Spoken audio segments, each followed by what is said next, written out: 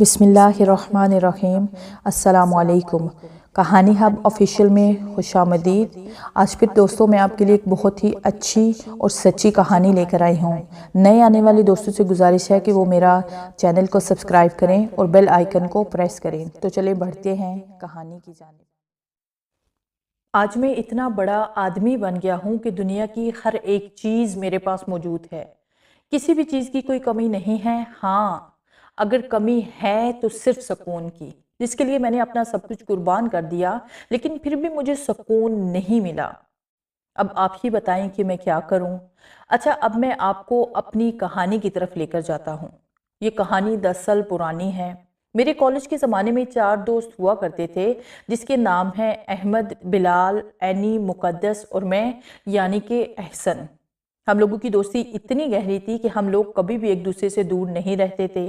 سب میں اتنا زیادہ پیار تھا، احمد اور مقدس کی منگنی ہو چکی تھی اور بلال اور اینی بھی ایک دوسرے کو چاہتے تھے۔ ایک دوسرے کے بغیر وہ رہنے کا تصور بھی نہیں کرتے تھے۔ امان مجھے چاہتی تھی، لیکن اسے میں نے کبھی لفٹ نہیں کروائی تھی کیونکہ میں ایک غریب گھر کا لڑکا تھا اور وہ بڑے آدمی کی بیٹی تھی۔ میں نہیں چاہتا تھا کہ وہ میرے ساتھ پیار کرے۔ اس نے کئی بار مجھ سے اظہار محبت کرنے کی کوشش کی تھی۔ میں نے ہر بار اسے یہ کہہ کر چپ کروایا کہ ابھی میری بہن کی شادی ہوگی، پھر جا کر میں اپنی شادی کے بارے میں سوچوں گا، تب تک تم بوڑھی ہو جاؤ گی۔ اس نے کہا، احسن تم جو کچھ مرضی کر لو، میں تو شادی تم سے ہی کروں گی، چاہے میں بوڑھی کیوں نہ ہو جاؤں۔ اس طرح دن گزرتے رہے اور ہم نے ایم اے کر لیا۔ ایم اے کرنے کے بعد میں تو آگے نہ پڑھ سکا۔ احمد اور بلال نے کہا کہ اگر تم آگے نہیں پڑھ سکتے ہو تو ہم بھی آگے نہیں پڑھیں گے۔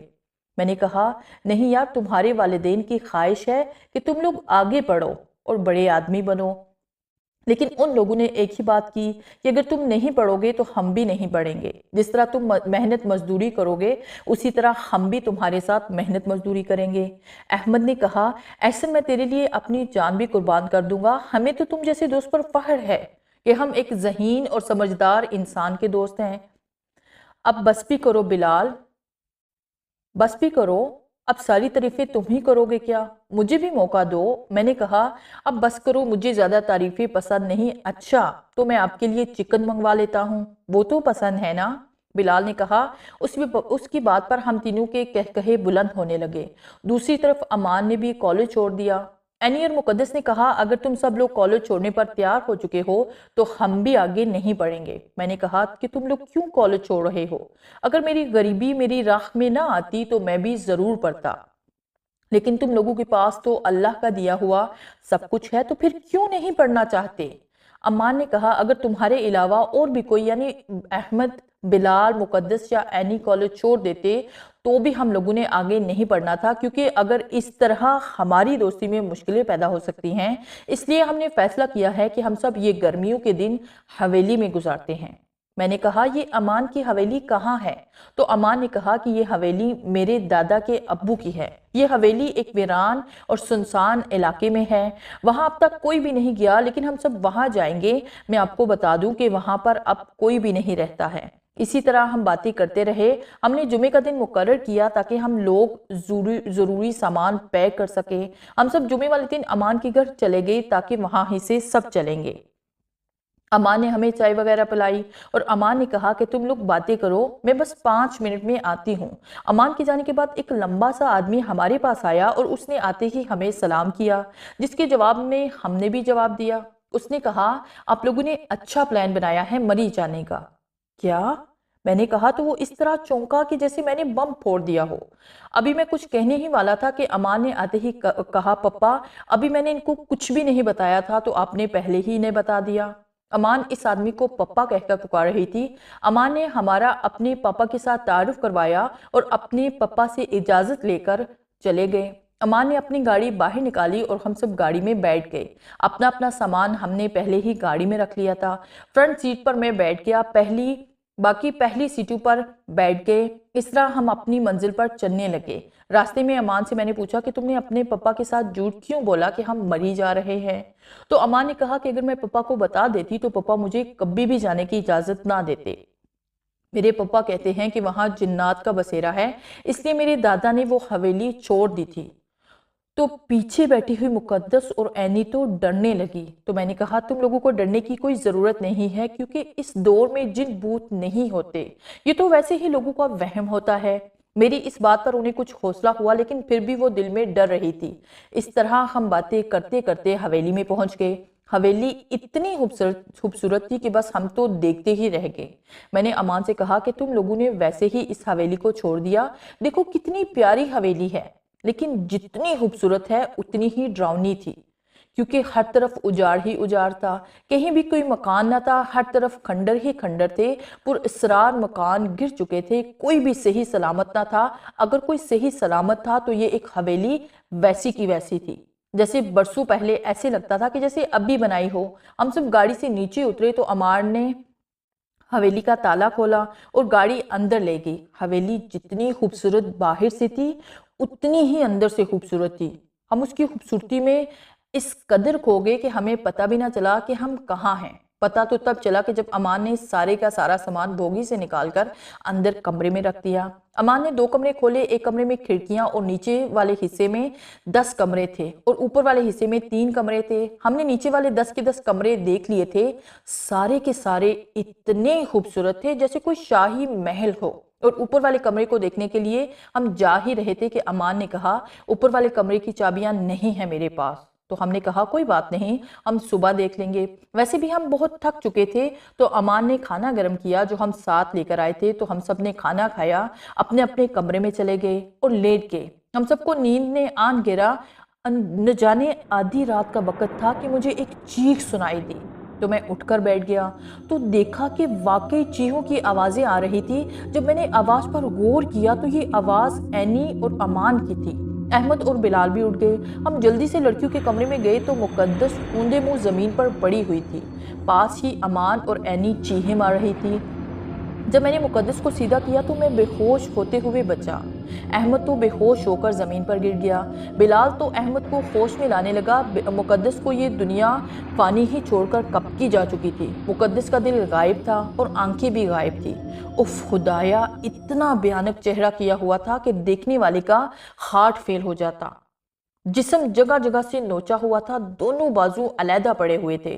میری بھی آنکھوں میں آنسو آ گئے تھے، کیونکہ آج ہمارا ایک ساتھی ہم سے جدا ہو گیا تھا۔ امان اور اینی تو چپ ہونے کا نام ہی نہیں لے رہی تھی۔ احمد کو جب ہوش آیا تب تک ہم نے مقدس کا جنازہ پڑھ لیا تھا۔ مجھے جنازہ پڑھنا آتا تھا، اس لیے میں نے ہی پڑھا دیا۔ احمد کا تو رو رو کر برا حال ہو گیا تھا، کیونکہ اس کی پیاری سی منگیتر تھی وہ، اس سے وہ بہت پیار کرتا تھا، جان تک وار دیتا تھا۔ احمد کو ہم نے تسلی دی کہ یار جو قسمت میں ہوتا ہے وہ ہو کر رہتا ہے، اب رونے دھونے کا کیا فائدہ، اس طرح تو مقدس کی روح کو تکلیف ہوگی۔ چلو اس کا سراغ لگاتے ہیں کہ یہ قتل کس نے کیا ہے۔ ہم نے حویلی کا کونا کونا چھان مارا، لیکن ہمیں قتل کے سراغ کہیں سے نہیں ملے۔ اسی طرح شام ہو گئی اور ہم سب نے اگٹھے رہنے کو مناسب سمجھا، تاکہ اگر کوئی آئے گا تو پتہ چل جائے گا۔ اس رات ہم نے رات کا کھانا کھایا اور سونے کے لیے لیٹ گئے، لیکن نیند کسی کو بھی نہیں آ رہی تھی۔ ایک امان اور اینی لیٹے ہوئے تھے اور ایک طرف ہم، اس طرح ہماری سب کی آنکھ کھل گئی۔ آج پھر اسی وقت چیخ کی آواز سنائی دی تو ہم سب اٹھ گئے۔ میں نے جلدی سے لائٹ آن کی تو میں سب کو دیکھا تو سب ٹھیک تھے۔ جب میں نے بلال کی طرف دیکھا تو دل دہلا دینے والا منظر میری آنکھوں کے سامنے تھا، بالکل مقدس کی طرح حال ہوا تھا۔ آنکھیں غائب، دل غائب تھا، جسم پر جگہ جگہ خراشیں آئی تھی اور چہرہ اتنا بھیانک تھا کہ ہم اسے پہچان بھی نہ سکے۔ آج بلال بھی ہمیں چھوڑ کر چلا گیا۔ اینی تو چپ ہونے کا نام ہی نہیں لے رہی تھی۔ اینی کی چیخوں نے پورا آسمان سر پر اٹھا رکھا تھا۔ ہم سب اینی کو چپ کروا رہے تھے، ہمارے دل خون کے آنسو رو رہے تھے۔ آج پھر ہمارا ایک ساتھی ہم سے جدا ہو گیا تھا، کیسے صبر کرتے، اسی طرح روتے ہوئے ہمیں صبح ہو گئی۔ ہم سب نے بلال کی نماز جنازہ پڑھائی اور مقدس کے ساتھ قبر میں ڈال دیا۔ ہم اور کیا کرتے، واپس جاتے تو دیر ہو جاتی، کیونکہ لاش کی حالت بہت خراب تھی، اس لیے ہمیں مجبوراً وہیں دفنانا پڑا۔ ہم سب نماز جنازہ پڑھنے کے بعد واپس کمرے میں آ گئے تو امان نے کہا کہ میں تم لوگوں کو یہاں لا کر بہت بڑی غلطی کی ہے۔ مجھے بہت دکھ ہو رہا ہے کہ میں نے اپنے 2 ساتھیوں کو اپنی آنکھوں کے سامنے مرتے ہوئے دیکھا۔ اب اور کسی کو کچھ نہیں ہونے دوں گی، چلو ہم سب گھروں کو واپس جائیں گے۔ امان کی اس بات پر میں اور اینی تو راضی ہو گئے، لیکن احمد نے کہا کہ میں مقدس کی روح کو سکون پہنچانے کے لیے یہیں رہوں گا، کیونکہ مقدس کے قاتل کو مار کر ہی جاؤں گا۔ احمد اس بات پر میں نے کہا احمد ٹھیک آتا ہے، ہمیں اس طرح نہیں جانا چاہیے، ہم اپنے دوست کی موت کا بدلہ لے کر جائیں گے، چاہے اس کے لیے ہمیں اپنی جان بھی کیوں نہ دینی پڑے، ہم اسے ماریں گے یا خود مر جائیں گے۔ میری اس بات پر سب نے ہاں کر دی اور ہم سب اگٹھے ہی رہتے تھے کہ اگر کوئی مسئلہ پیش آئے تو سب ساتھ ہوں گے۔ اس طرح ہمیں رات ہو گئی۔ آج ہم نے جاگنے کا فیصلہ کر لیا تاکہ پتہ چل سکے کہ قتل کون کرتا ہے، اس لیے باری باری سب نے جاگنے کا فیصلہ کر لیا۔ سب سے پہلے اینی نے جاگنا تھا، اس کے بعد احمد نے، اس کے بعد میں نے کہا کہ امان اب تم جاگو گی، لیکن امان نے یہ کہہ کر چپ کروا دیا کہ جب تم لوگ سو جاؤ گے تو تب میں جاگوں گی۔ میں نے کہا ٹھیک ہے، جیسے تمہاری مرضی، لیکن مجھے امان پر کچھ شک سا ہونے لگا کہ یہ ایک عورت ہو کر سب سے آخر میں جاگنے کا فیصلہ کر رہی ہے، لیکن میں پھر بھی چپ رہا۔ 3 بجے کے بعد میں نے کہا امان اب میں سونے لگا ہوں، تم جاگ جاؤ۔ امان اٹھ کر بیٹھ گئی، اس نے کہا تم سو جاؤ، میں جاگ رہی ہوں۔ میں نے ویسے ہی سونے کے لیے ناٹک سا کیا تاکہ پتہ چل سکے کہ واقعی یہ کام امان کر رہی ہے۔ امان نے جب دیکھا کہ میں مکمل سو گیا ہوں تو تب امان نے اپنا روپ بدلا۔ اف اللہ، اتنا بھیانک روپ، میں نے اتنا ڈراؤنا چہرہ اس سے پہلے کبھی نہیں دیکھا تھا۔ اتنے لمبے بال جیسے سانپ ہوں اور کان مڑے ہوئے تھے، ناک طوطے کی طرح، آنکھیں گول گول جیسے الو کی ہو، 2 دانت باہر کو نکلے ہوئے تھے، وہ اتنے تیز تھے جیسے کوئی تلوار ہو، گال کے نیچے گردن لگی ہوئی تھی۔ میں یہ روپ امان کا پہلی بار دیکھ رہا تھا، مجھے نہیں پتا تھا کہ ہمارے ہی بیچ کوئی ہے جو ہمارے ہی ساتھیوں کو مارنا چاہتا ہے۔ اب پتہ چلا کہ وہ کیوں ہمیں اپنی حویلی میں جانے کے لیے ضد کرتی تھی تاکہ اپنا شکار آسانی سے کر سکے۔ ابھی میں یہی سوچ رہا تھا کہ اینی کی چیخ سنائی دی، اف میرے خدایا، میں نے اینی کو کیوں نہیں بچایا؟ امان اصلی حالت میں آ چکی تھی۔ میں نے اینی کی طرف دیکھا تو اینی کی بھی حالت ویسی ہی تھی جیسے بلال اور مقدس کی۔ امان زور زور سے چیخنے لگی جیسے اسے کچھ پتہ ہی نہ ہو۔ امان نے کہا احسن جب تم سو گئے تھے تب میں جاگ رہی تھی، اچانک کمرے میں دھواں پیدا ہوا اور دھوئیں میں ایک موٹی تازی عورت نظر آئی۔ اس کے لمبے لمبے بال تھے، آنکھیں بڑی بڑی تھی اور اتنی کالی سیاہ تھی کہ کیا بتاؤں۔ اس نے میری آنکھوں کے سامنے ہاتھ رکھا اور اینی کو مار کر چلی گئی اور پھر وہ رونے لگی۔ میں نے سوچا کہ خوب کہانی گڑی ہے اس نے تاکہ کسی کو کوئی شک نہ ہو، یہ امان کام کر رہی ہے۔ اب میں احمد زندہ رہ گئے تھے۔ میں نے فیصلہ کر دیا کہ جب سب کچھ احمد کو بتا دوں گا۔ پھر نہ چاہتے ہوئے میں چپ ہو گیا کہ اگر احمد کو کچھ ہو گیا تو میں اپنے آپ کو کبھی بھی معاف نہیں کروں گا۔ آج میں نے سوچا جو مرضی ہو جائے، آج امان کا روپ دکھلا کر رہوں گا۔